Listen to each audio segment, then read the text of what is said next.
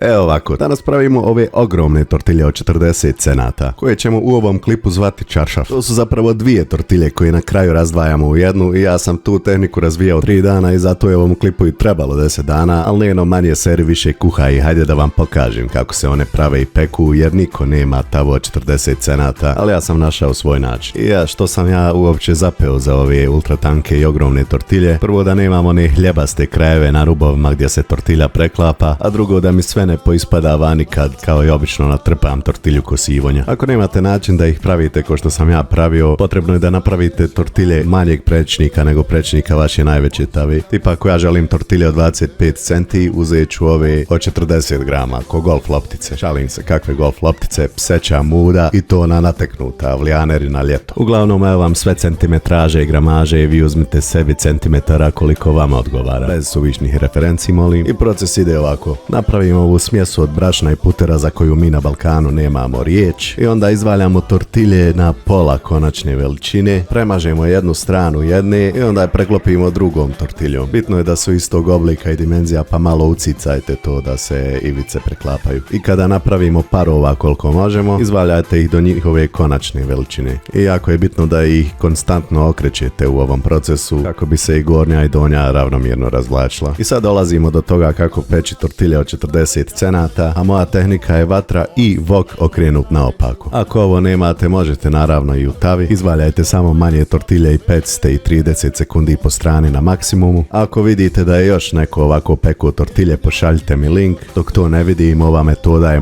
moja i samo moja. Na kraju će nam ona naša smjesa za koju mi Balkanci nemamo riječ pomoći da ih jednostavno razdvojimo i imamo gotovo transparentne tortilje koje ja konačno mogu da natrpam ko sivonja.